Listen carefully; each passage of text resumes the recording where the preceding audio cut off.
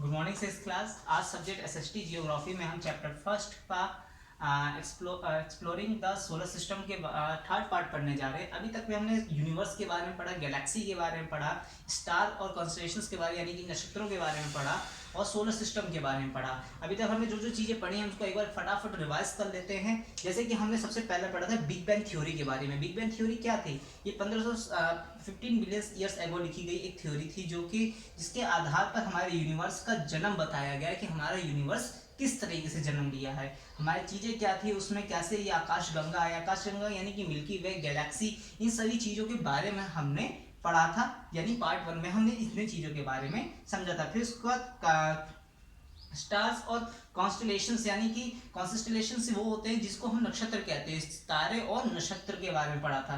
नक्षत्र के बारे में हमने क्या पढ़ा था, किस तरीके से चीज़ें पढ़ा था कि अर्थ और एक पोसिमा क्रिटिस नाम करके एक चीज़ थी जो कि 40 बिलियन किलोमीटर दूर थी हमारे अर्थ से, और उसकी साइज के बारे में पढ़ा था, स्टार्स के बारे में पढ़ा था, और हमने सात सप्तऋषियों के बारे में समझा था जिसको हम बिग बियर्स भी कहते हैं। इन सब चीज़ों के बारे में हमने समझा था, और नासा ने किस किस प्रकार से डिस्कवर करके हमको क्या क्या चीज़ें बताई हैं उसके बारे में समझा था।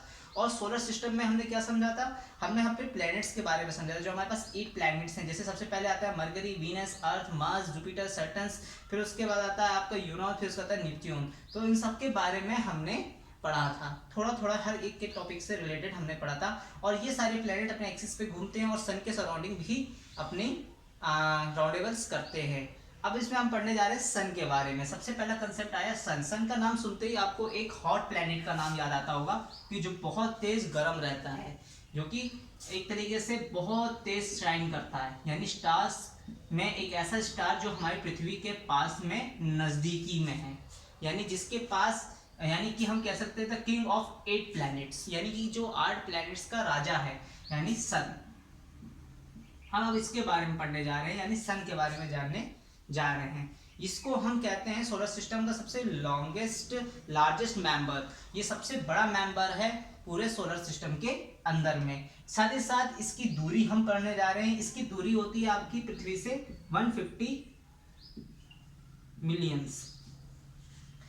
मिलियंस किलोमीटर में। ठीक है बेटा। अब हमने यहाँ पे जाना कि सूरज सबसे बड़ा प्लेनेट है, इज अ लॉन्गेस्ट प्लेनेट, और उसके बाद 150 मिलियंस किलोमीटर में है। यानी इसकी जो दूरी किससे, अर्थ से। अर्थ आप जानते हैं, यानी ब्लू प्लेनेट, जिसको हम कहते हैं ब्लू प्लेनेट, जिसका नाम हमने साइंटिफिकली ब्लू प्लेनेट कहा है। और ब्लू प्लेनेट का मतलब यानी कि हमारी पृथ्वी यानी अर्थ को हमने ब्लू प्लेनेट कहा, जिसके ऊपर जीवन है। यानी जीवन वाले ग्रह से, यानी अर्थ से लेकर के, और जो इसके बीच का डिस्टेंस है, इन दोनों के बीच का जो डिस्टेंस है वो है आपका 15 मिलियंस किलोमीटर का, 150 मिलियंस किलोमीटर का यहाँ पे इसका डिस्टेंस होता है। साथ ही साथ अब इसमें हम पढ़ते हैं always the earth, all the planets are the certain extras revolve for the around the sun.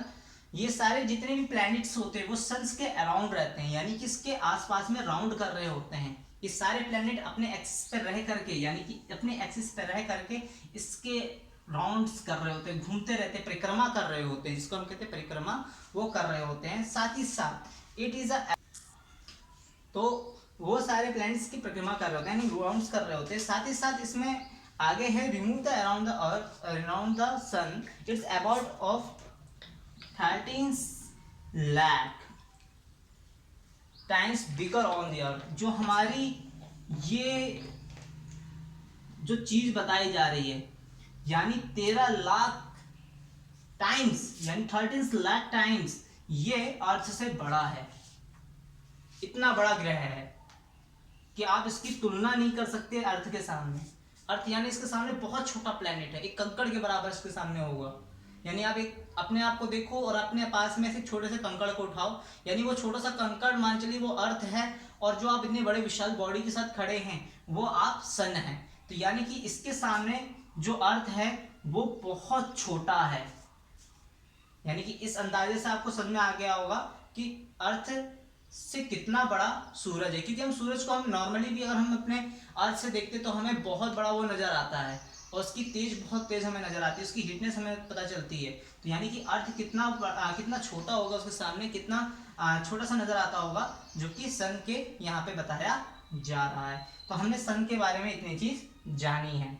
The sun is made as extremely hot burning gases. ये कुछ गैसेस से जुड़ा हुआ है, इसमें कुछ हॉट बर्निंग गैसेस हैं जिसकी वजह से इसके अंदर हमेशा हीटनेशन बनी रहती है, हीटनेस रहती है, इसकी वजह से ये हमेशा जलता हुआ रहता है। साथ ही साथ इसमें जो लाइट शाइन करती है उसी के कारण से होती है। देन अब हम इसके आगे बढ़ते हैं। ये हीट लाइट सोलर सिस्टम है। ये एक तरीके से खुद एक ऐसा सोलर सिस्टम का एक ऐसा प्लैनेट है जो कि सबसे ज़्यादा हीट जनरेट करता है और सबसे ज़्यादा लाइटिंग पास करता है। यानी कि सन की जो रोशनी है उसकी खुद की रोशनी है, क्योंकि उसमें क्या हो रहा है, हीट जनरेट हो रहा है। हीट जनरेट होने के कारण वो एक ऐसा प्लैनेट है जो कि लाइट भी देता है। जैसे कि आप माचिस को ले लीजिए, अगर माचिस की तीली को आप जलाएंगे तो वो एक तरीके से रोशनी प्रकाश कर देगी, या दिए के ऊपर दिया आप जलाएंगे या कोई कैंडल जलाएंगे तो वो रोशनी देता है। यानी कि जस्ट लाइक जिस समय वो रोशनी दे रहा है वो सूरज के रूप में है, समझ लीजिए वो सूरज है, और जो उसकी रोशनी है that is a burning heat. वो एक तरीके से हीट पास करने की वजह से उसकी जो प्रकाश है वो फैल रही है, उसी तरीके से इसमें होता है। अब इसके आगे बढ़ते हैं। The surface temperature of sun is 6000 degree Celsius increase. यानी कि इसकी जो टेम्परेचर है 6000 डिग्री सेल्सियस से अधिक है। यानी कि इसका इतना हीट है कि वहां पे इंसान पहुंच भी नहीं सकता, कुछ भी उसके सराउंडिंग आते ही खत्म हो सकता है, डिस्ट्रॉयडेबल हो सकता है। ऐसी बात नहीं है कि इंसानों ने कभी इसके ऊपर जाने की कोशिश नहीं किया, कई बार कोशिश किया गया, लेकिन वहां तक पहुंचने से पहले ही वो चीजें डिस्ट्रॉयड हो जाती थी, फट जाती थी, आग लग जाती थी, और उस चीजों की वजह से काफी नुकसान होता था। इसलिए मानव वहां पे जाना ही छोड़ दिया, वहां पे जाने का कोई प्रोसेस नहीं है। ऐसी कोई चीज नहीं बन पाई जो उस हीट को कंट्रोल कर सके, क्योंकि सबसे highest temperature of the planet is 6000 degree Celsius of the sun. खाली सन का ही अकेला इतना ज्यादा डिग्री सेल्सियस का प्लैनेट माना जाता है। साथ ही साथ इसमें अब हम आगे पढ़ने जा रहे हैं प्लैनेट्स के बारे में। अगर इसके और भी चीजों के बारे में देखें तो 20 बिलियन डिग्री तक इंक्रीजेबल और न्यूट्रस रहता है। यानी कि इसका जो डिग्रेडेशन है हीट का और जो अर्थ के पास सरफेस तक आने का है वो 20 मिलियन डिग्रीज सेल्सियस के साथ रहता है। यानी कि इसका जो आने के प्रकाश की क्षमता है वो 20 मिलियन डिग्रीज पर है, और साथ ही साथ ये 3 लाख टाइम्स अर्थ की वेटिंग नियरली करता है। यानी कि इसके वजन के अनुसार, जो इसकी वजन है और इसका जो वजन है उसका अनुसार 3 लाख गुना ज्यादा वजनी है ये तो अभी हमने साइज की बात की थी, ये साइज है, वजन 3 लाख गुना ज्यादा है अर्थ से इसका। ठीक है, अब बात करते हैं हम अगले कंसेप्ट की, यानी कि प्लैनेट की। 8 मिनट हो गया, छोड़ दे।